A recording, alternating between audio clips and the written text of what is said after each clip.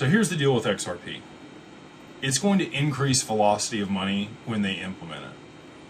Traditionally, the only lever that they could pull at the Fed to do that was lower interest rates. And it's a downstream effect, right? So they lower interest rates, they make money cheaper to borrow, more people borrow money, more money flows around the economy. When XRP is implemented for instant settlement, the velocity of money picks up without them having to do that. And so I think that a healthy economy in the US would be somewhere around 4 to 6% interest rates. I would love it if the Fed or the Treasury, whoever ends up taking over control of this stuff, leaves rates about where they're at.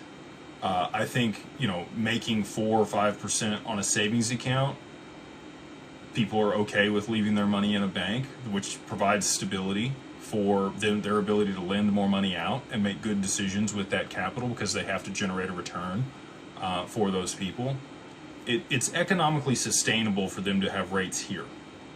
If they continue to lower interest rates, we get into a position like Japan's been in for the past 30 years where it's difficult to raise them without causing people to be over leveraged because people continue to extend themselves to however much leverage they can get. And if the money is free, like it's been in Japan, we see tens of trillions of dollars that have been borrowed from the Bank of Japan and put to work across multiple economies, which is now a global margin call waiting to happen. I don't think the US wants to do that.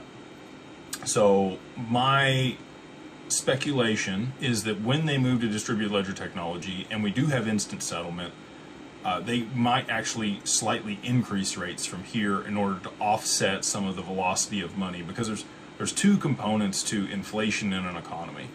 One is M2 money supply, or how much money there is in an economy, and the second piece of that is the velocity of money, so how fast money moves through an economy.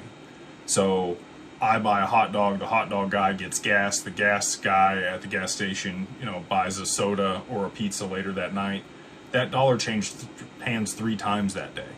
That is a fast velocity of money. Right now, the velocity of money is the least it's ever been. People are hoarding cash. If they do have cash, they're stockpiling it in assets, trying to get out of fiat dollars. Well, like we just talked about, right? Like, I'm not keeping a ton of money in the bank because the return isn't enough to offset inflation, and I would much rather have bearer assets like, a lot of people are holding precious metals and have done extremely well on those. Other people are buying real estate, other people are buying stocks, other people are buying crypto or XRP. All those are going to do better than inflation for the most